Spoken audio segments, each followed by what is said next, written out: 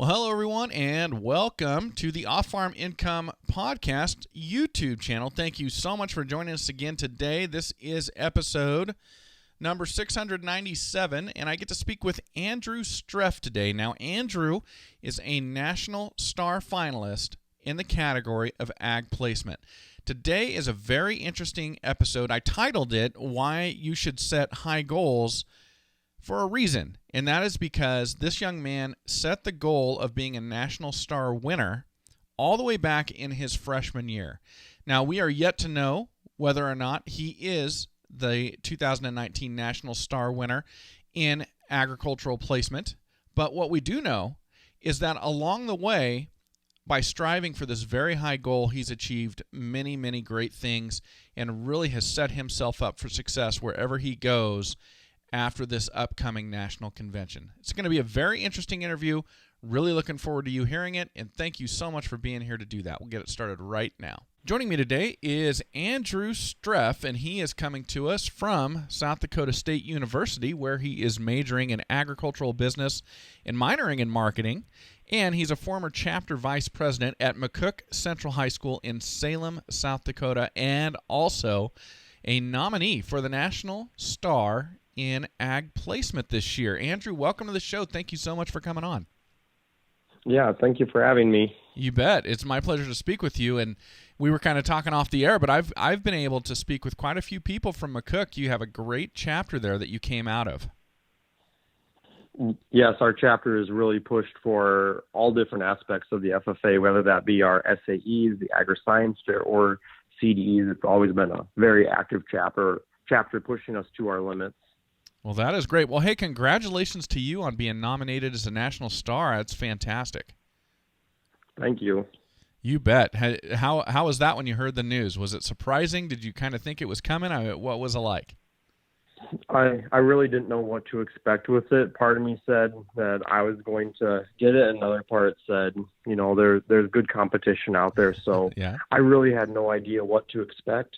And I really just very excited with when I heard it initially, because this was a goal that I set for myself my freshman year of high school, to make it to this level, to be a finalist for this award. So that brought so many things together, countless hours of work and preparation. It just all came together at that moment when I heard it. So a very surreal moment that I'm going to remember forever, that's for sure. That is great. So you actually set your sights on being a National Star finalist your freshman year of high school. Yep, freshman year, so that'd be 7 years ago, I believe, already. That is awesome. So what inspired you? I mean, it's one thing to join the FFA. It's another thing to, say, become an officer, maybe a state officer or a regional officer. But to go, I want to be up on that stage, I want to be a National Star finalist. How did you even know about that award when you were a freshman, and what inspired you to go after it? So I looked into just what all FFA offers for a student, and I grew up on the family farm, and I was always interested in crop production. So I looked into, where can this take me in the FFA, or what can the FFA do for me since I joined it? And I did some reading about this award, and it sounded pretty cool, and I figured might as well set our sights high and just see what we can do. That is fantastic. Well, and so let me ask you, and you can be modest if you want, but did you set your goal as being a finalist, or did you set your goal as winning it? I set my goal as winning it, so we'll see where we get that far. All right. Well, so I want to address that really quick, and I think you're probably going to be the first to agree with me on this. But you talked about reading that and kind of having that conversation with yourself and setting your goals high. Now, you've got a 1 in 4 shot of winning this. I mean, you've gotten all this distance, and here you are. You're being recognized as one of the top four FFA students in the entire nation out of over 600,000 in your Ag Placement SAE. If, for some reason, your name is not called as the winner, are you still able to maintain the perspective and kind of look back to your freshman year 7 years ago and go, okay, I didn't achieve the ultimate goal, but look what trying to achieve that goal got me to. I'm on this stage as 1 of 4 in the entire nation. Oh, definitely. the award at the end of the day it's an incredible honor to receive, but really the biggest thing is the amount of personal growth that it has pushed me to have. Just the amount of maturity and knowledge that I have gained since my freshman year of high school while pursuing this honor. That's where I'm winning at, just the amount of perspective that it has given me for the ag industry. That's where it'll really help me in the years to come. Well, that's something I always like to address with people, so I'm glad you gave me the opportunity to do that. But when it comes to goal setting, so many people get focused on that end goal. And maybe they won't even set a high goal for themselves because they don't believe that they could achieve that high goal. But what everybody misses is everything you achieve in trying to attain that high goal. And I think that can be ultimately the more important thing to you. Yes, I believe that 100%. The things that I did for my SAE and the knowledge that I gained and the experiences I had, the people I met, absolutely incredible. I wouldn't trade those for anything.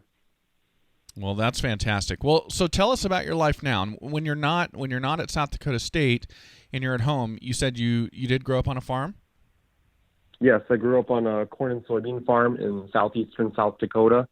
And with that, I do pretty much any job that we have, whether that be working on equipment, doing tillage, planting, spraying, harvesting, storing the grain, helping with the marketing of the grain, purchasing seed and making selections along those lines. And then a big aspect of what I do on the family farm now is working with our precision agriculture technology. Okay. We've really been working to implement that over the last couple of years on our farm so we can improve our efficiencies a lot more. And I've really taken kind of a headway with that and really just pushing it to see what we can all use that technology on our farm for. Very cool. Now, how long has your family been farming that piece of ground? The farm we're on right now has been in the family for 103 years now. Wow. So I'm doing some quick math. So we're going back to 1916.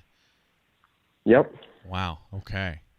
Well, that must have been, I don't know. In southeastern South Dakota, does it look similar to what it looked like when they first started farming it? So actually, the farm that we're on right now, there's not a single original building from when my dad took it over. So if my great-great-grandpa was to come onto our farm, I don't think he would recognize it very well. Okay, very good. Well, so you joined the FFA your freshman year. So why did you join? We know about what you read after you joined and what inspired you, but what even got you into the organization? Well, for one, FFA is very big in my high school. There's about 110 students in the high school, and probably 100 of them are in FFA. Okay. So for one, it's just something that you kind of do at my school, and two, I never excelled in sports or anything along those lines, and I felt that FFA would be something that I could really make it my own and really help me go the distance and find some success. And I just really took it and ran with it, and I really enjoyed FFA from day one. Good for you. Well, and then obviously you joined the officer team. You became your chapter's vice president at one point. Why was it important to you to become a leader within the organization itself? So for one, I have been a part of it for 2 years when I first ran for a position. And I ran because the organization had already done so much for me, and I had ideas on how we could improve it and really help it impact even more people. So I just wanted to be a part of that process. So got on the officer team for my junior and senior year and helped push for a few different things. And well, the goal was to leave the chapter a better place. Not sure if I did, but I sure tried. Well, you sound like a goal-oriented person, so I'm sure that you did accomplish those things along the way. Well, let's talk about your FFA advisors really quick, Andrew. I always like to acknowledge those folks. Who were those people for you? So I had two ag teachers. My first one was Terry Reekman. He's been teaching at that school at McCook Central for, I don't know how many years, as long as I can remember. And then Tracy Chase. my second ag teacher started when I think I was a freshman or sophomore in high school, helping out Terry Riekman, and they're both been so good at just pushing every single different aspect of FFA on us, whether that be our CDEs, our SAEs, or a big one for my chapter lately has been the agri-science fairs. Well, that is great. I haven't had the pleasure of meeting Terry yet, but I have communicated with him a lot in terms of lining up interviews and having him suggest people. And I did have the opportunity to meet Tracy at the National Convention last year. Really nice lady. So you've got some great ag instructors there. Yep, I've had a lot of great people in my corner helping me get to where I'm at today. Very good. Well, let's do this really quick, Andrew. I'm going to do a commercial for a great sponsor I've got, then we'll jump back into the interview, okay? Okay. All right, everybody. So I'm going to be talking about Powder River livestock handling equipment. I just can never say it enough. We use Powder River right here on my own farm with our own cattle. We use their panels. We use their squeeze chute, and you should too. Powder River developed all of their livestock handling equipment out here in the West with cattle that only see humans just once or twice a year, and they do not like to be around people, and they are hard to handle, and their equipment stands right up to those cows that jump, that headbutt, that try to ram through. They have built it tough enough to handle those cows. And if they can handle those cattle, they can certainly handle yours as well, keeping you safe while you're operating, keeping your animals stress-free, and reducing or minimizing the impact of potential injury while you do have to handle them. Please go to powderriver.com, check out what they've got to offer, and let them know that Matt Breckwald from the Off-Farm Income Podcast sent you to them. All right, Andrew. Well, let's jump back in. I want to hear all about your supervised agricultural experience. What have you been doing? Sure. So for my ag placement SAE, it, of course, was majority working on our family farm with our corn and soybeans and doing essentially every task on the farm that I'm able to whenever school allows me. And then after my sophomore year of college, I found that there wasn't a whole lot of learning opportunities for me in my area over the summer. So I first took an internship with Winfield United, where I actually traveled to Ohio for the summer, and I served as like an ag technology specialist for farmers in the area. And with that, I ran multiple different trials where I looked at in-season fertilizer usage and how the technology I was using reflected that. Okay. And then also I helped manage a couple of the answer plots in the area, so just the really big test plots that Winfield puts on. And with that, I helped present information to our growers and show them all the data that we were collecting and help point them in the right direction for making quality decisions on their farm. Along with this, I also did many customer calls where I helped service this technology that we were providing to the growers. Along with that, I also had another internship with my local cooperative a different summer. And with that, I worked as a crop scout where I scouted over 11,000 acres throughout the summer. And with that, I was looking for any different types of pests, weeds, bugs, diseases that we could monitor, and then creating reports and submitting that to agronomists and farmers so that they can make sure that they're maintaining their fields the way that they need to. And then also with that, I helped manage 16 different test plots located throughout southeastern South Dakota, just maintain the visual appearances and help plant a few of them as well. Wow. Okay. So you have been busy learning the agronomy side of things as well as doing R&D, it sounds like. Yep. I wanted to get a very diverse knowledge of the ag industry while I can. So I have always took internships in different areas of the industry that I don't necessarily learn at college or on the farm so that I can have a more well-rounded education. Very cool. Now, your family's farm that you've had in the family since 1916, I think is the math we did. Is this something where when you are done with college, you're going to be able to come back and go to work on the farm, or are you going to have to work off of the farm and then ultimately take it over at some point in the future if that's what you want to do? So I definitely have the option to go back to the family farm immediately following graduation this spring. Whether or not I do full-time, I'm not sure. I part of me wants to go into some part of the industry and work for a couple of years just to get even more background knowledge. Mm-hmm. But long term, the end goal would be to go back to the family farm and continue expanding it, improving it, and continue providing food for the world. Okay. Now, let me ask you about this. You, at the top of the show, you talked about setting that goal so early of being a National Star winner, and you chose ag placement, and then you said, I think you said after your sophomore year, you'd kind of hit a point on your family's farm where you weren't going to be as challenged anymore if you didn't go out and take some of these internships during the summer. So I want to ask you about that.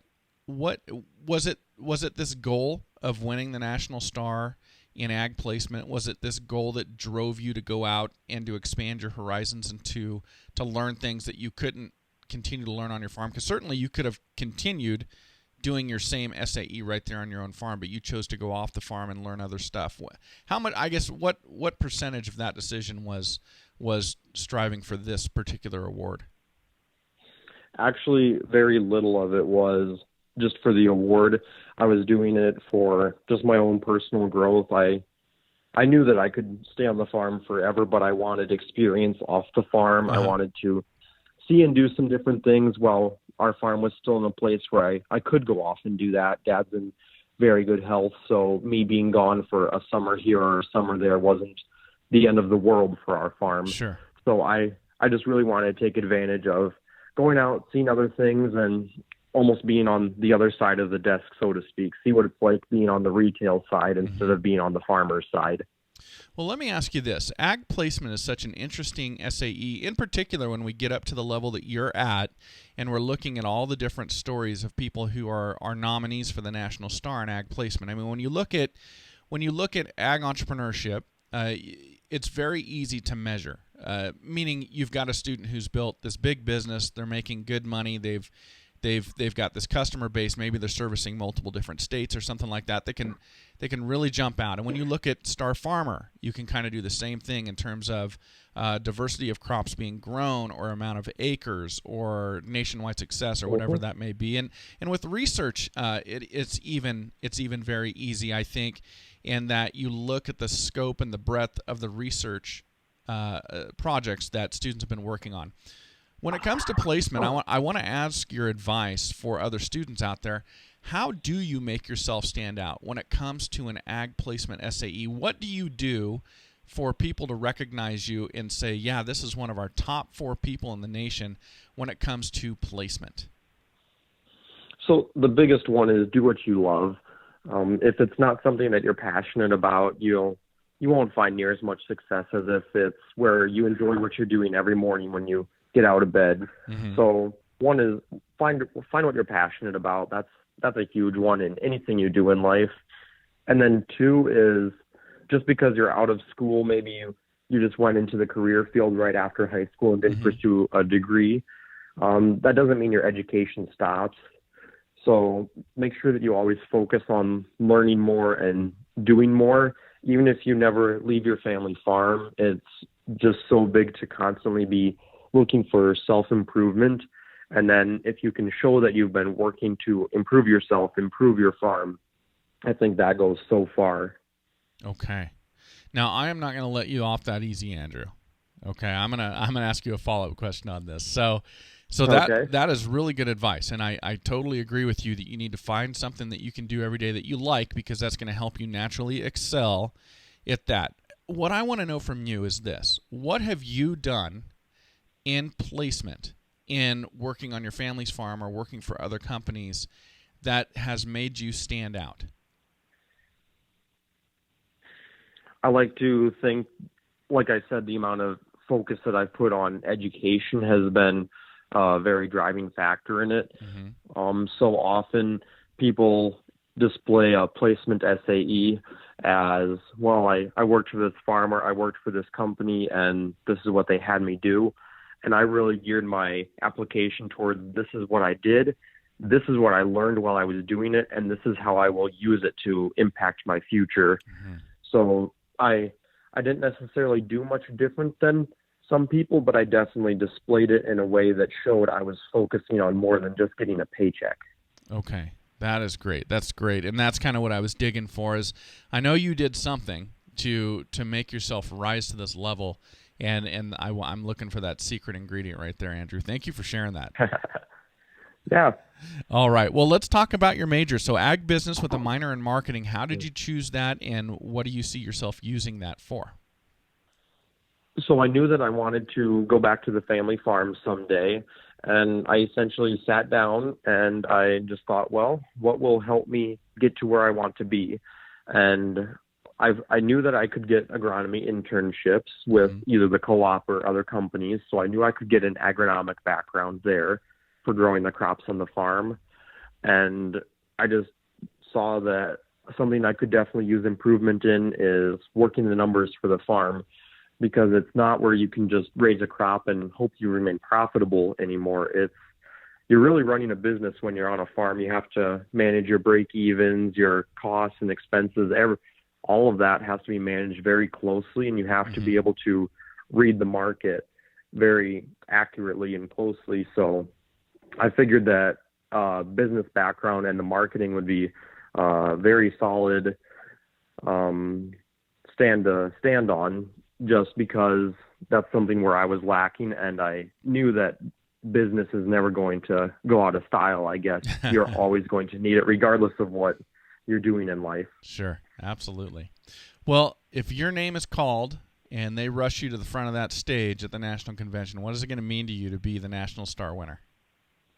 It will be the fulfillment of that goal that I set when I was a freshman year, and really show me that, if I can set my mind to something, or I can set a goal, it's definitely not going to happen overnight, but by continuously working on it, finding continual self-improvement, that is getting fulfilled. And that will mean so much, just showing that the work I have put in will be meaning something, and that it's getting recognized for all that I've done within the industry.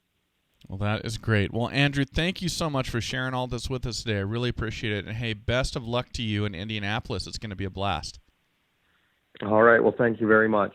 Well, thanks to Andrew Streff for coming on the Off-Farm Income Podcast. Thank you to all of you for being here on our YouTube channel.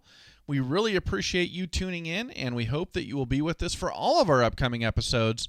And as always, enjoy your journey to the ultimate lifestyle business, agriculture.